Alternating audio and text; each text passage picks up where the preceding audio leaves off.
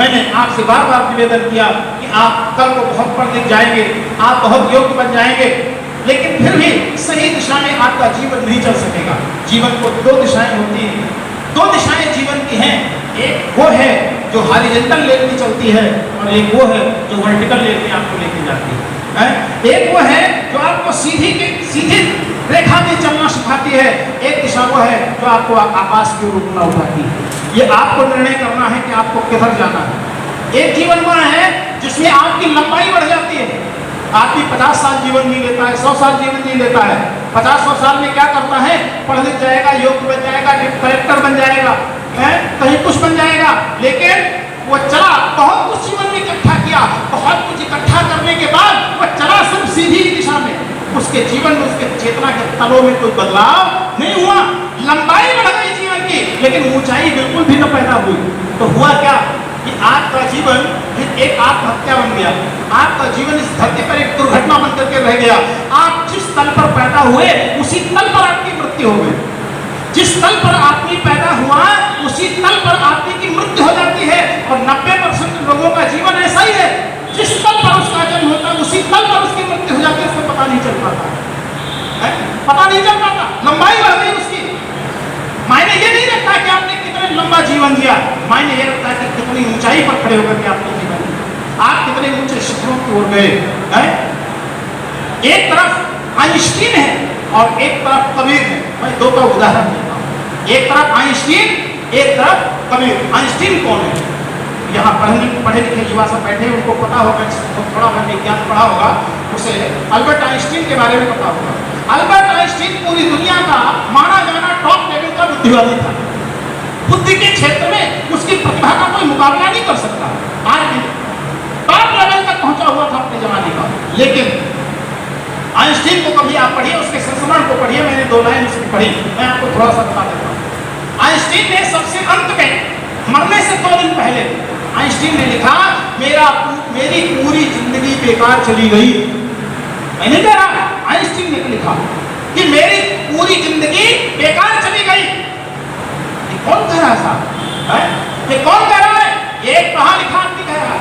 बुद्धि के क्षेत्र में टॉप लेवल तक पहुंचा हुआ एक व्यक्ति घोषणा कर रहा अपने जीवन के संबंध में।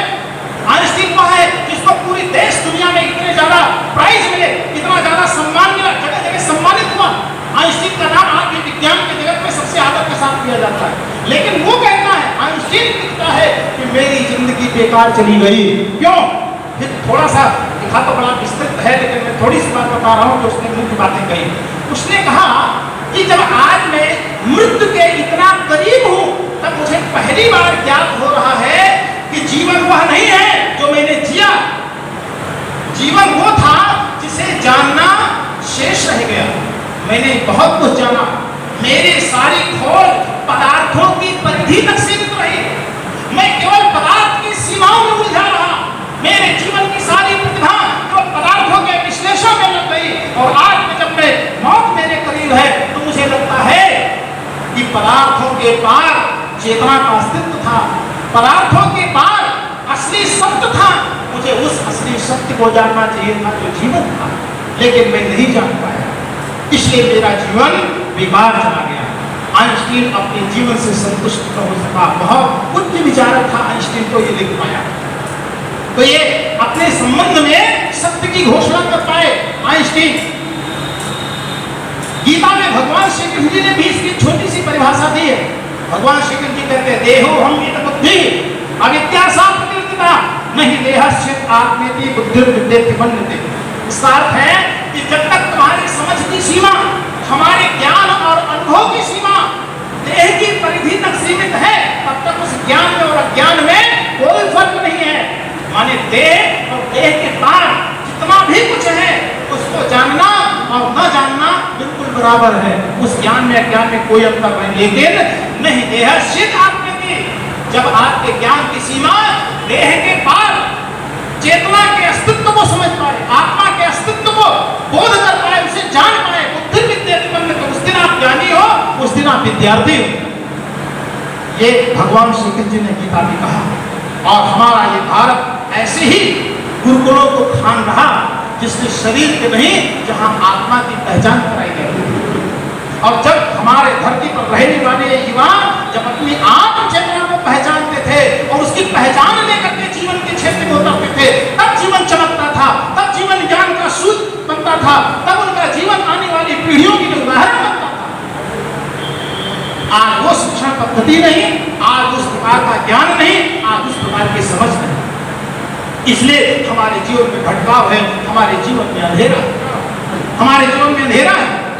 बहुत कुछ पढ़ने लिखने के बाद भी हम भटक जाते हैं। आप लोगों में से बहुत सारे लोग बैठे हुए यहाँ पर, हम में से आप में से भी कितने ऐसे लोग हैं जो शायद हम कभी भी अपनी आत्म चेतना की ओर जरा भी ध्यान नहीं देते और न उसके परिष्कार की कभी हम कोई चर्चा करते हैं और न उस पर कभी हम कोई बात करते हैं।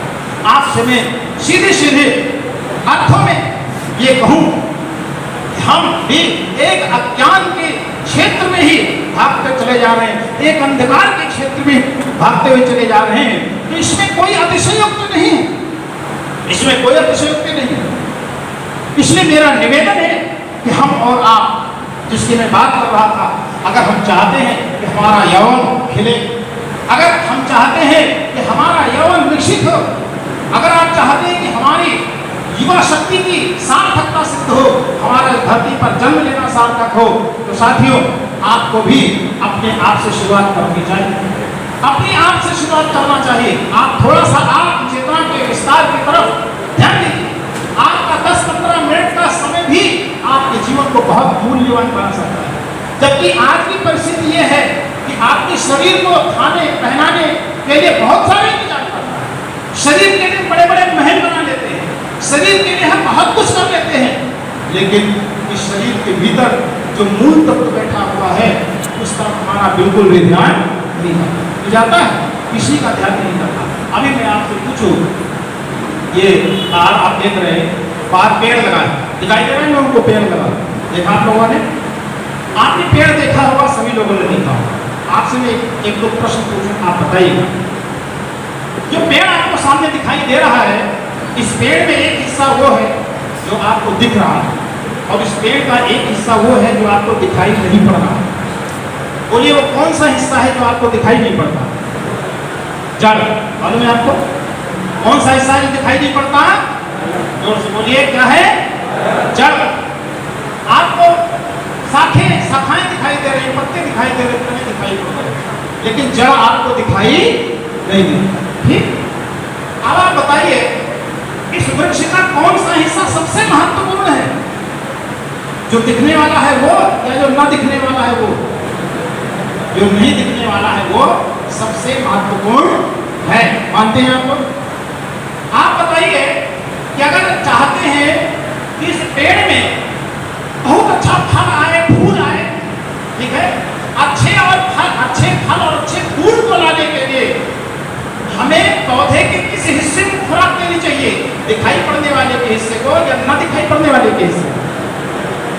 ना दिखाई पड़ने वाले हिस्से को अगर हम खाद पानी देंगे, ठीक है, तो पौधे में जो दिखाई पड़ता है उसमें फल अच्छे आएंगे। सबको पता है। चलिए, अब यही बात मैं दूसरी पूछता हूँ। हमारा भी एक शरीर है, आपका भी शरीर है। इस शरीर का एक हिस्सा वो है जो दिखाई पड़ता है और एक हिस्सा इसके भीतर और है जो दिखाई नहीं पड़ता। क्या है जो दिखाई नहीं पड़ता? आत्मा। क्या है जो दिखाई नहीं पड़ता? आत्मा। जो एक दिन निकल जाती है तो शरीर बिल्कुल किसी काम का नहीं रहता। ठीक है, आपको मालूम है एक हिस्सा जो दिखाई पड़ता है उसका क्या नाम है? क्या नाम है? जोर से बोलिए। शरीर। क्या नाम है? और जो नहीं दिखाई पड़ती उसका क्या नाम है? आत्मा। दोनों में से सबसे ज्यादा महत्वपूर्ण क्या है? जो दिखाई पड़ता है वो या जो नहीं दिखाई पड़ता है वो? जो नहीं दिखाई पड़ता है वो। तो पेड़ की ही भांति अगर आप चाहते हैं कि हमारे जीवन में अच्छे परिणाम आए, हमारे जीवन में अच्छे परिणाम आए, तो हमें सही खुराक कहाँ देनी चाहिए? तो जो दिखने वाला है वो या जो नहीं दिखने वाला है वो? मानते हैं इस बात को? जो नहीं दिखने वाला है उसे हमें खुराक देना चाहिए। अब आप लोगों से मैं ये पूछूं कि जो नहीं दिखने वाला है उसके लिए आपने कौन सी खुराक दिया? जीवन के 10 साल 20 साल आपने गुजार के उसको आपने कौन सी खुराक दी? क्या आपने कभी उसे कोई खुराक देने की कोशिश की? कोई खुराक देने की कोशिश नहीं। और खुराक नहीं देने की वजह से हमारे जीवन में हम करते बहुत कुछ चले जा रहे हैं, लेकिन परिणाम सकारात्मक नहीं आ रहा। इसलिए शुरुआत अपने आप से उस हिस्से को निर्मित करने की है जो हिस्सा दिखाई दे, और उसे अगर निर्मित करना है, 4 सूत्र गुरुदेव ने बताए युवा जीवन के लिए, और उन 4 सूत्रों को आपको जीवन में अपना लेना चाहिए। मैं विश्वास दिला के जा रहा हूँ, आपका जीवन सबसे महान बनकर के रहेगा। जिसमें पहला है साधना। पहला है साधना। आत्म चेतना को विस्तृत करने और विकसित करने की पहली जो शब्द है उसका नाम साधना है? और साधना किसकी करेंगे? अपने आप की। कैसे? आप 10 मिनट अपने जीवन में भगवान के पास बैठिए और उससे संबंध जोड़ने की कोशिश करिए। आत्मा को विकसित करने का एक ही सूत्र है, परमात्मा के साथ उसे जोड़ दिया जाए। जैसे कोयले को अगर कालीमा कोयले की दूर करनी हो तो उसे आग के संपर्क में डाल दिया जाए, कोयले का कालीमा हट जाती है और कोयला भी आग बन जाता है। ठीक उसी प्रकार से जब भी कोई आत्म चेतना को परमात्म चेतना के साथ संयुक्त करता है, जोड़ देता है, तो आदमी की चेतना बलवती होनी शुरू हो जाती है, आदमी के भीतर का चेतना का विस्तार होना शुरू हो जाता है। तो साधना पहली शर्त, 10 मिनट भगवान के पास बैठिए और भगवान के साथ अपने आप को जोड़िए, पहला। दूसरा, साधना के साथ साथ स्वाध्याय, श्रेष्ठ पुस्तकों का स्वाध्याय, ये किसी भी युवा के लिए सबसे महत्वपूर्ण है। अगर आपने अपने विचारों पर नियंत्रण करना नहीं सीखा तो अनियंत्रित विचार एकदम बम के तरीके से हैं, वो आपको किसी भी दिशा में गलत ढंग से घसीट ले जा सकते हैं। युवा जीवन के फिसलाव और भटकन का सबसे मूल कारण उसके विचारों की हीनता है।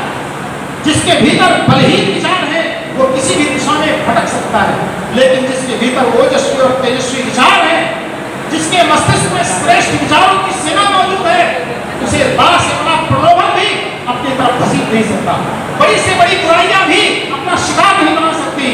इसलिए अपने मस्तिष्क को श्रेष्ठ ओजस्वी और तेजस्वी विचारों से सदा ओतप्रोत रहने के लिए आप राष्ट्र निर्माण के लिए साहित्य पढ़ें, आप आध्यात्मिक साहित्य पढ़ें, आप धार्मिक पुस्तकों का स्वाध्याय करें, आप उन महापुरुषों के जीवन का अध्ययन करें जिन्होंने अपने जीवन में श्रेष्ठ ऊंचाइयों को छुआ, और आप उनके विचारों को, जीवन के स्वर्णिम सूत्रों को आप सदा मस्तिष्क में सजा करके रखिए। ये है स्वाध्याय, इससे आपके अपना जीवन मजबूत होगा। इसी बीच में मैं 2 चीजों की व्याख्या बाद में करूं। हमारे मंच पर परम आदरणीय सीडीओ साहब मौजूद हैं, उनके स्वागत की औपचारिकता पूरी होगी, फिर मैं 2 बातें और करके समापन करूंगा।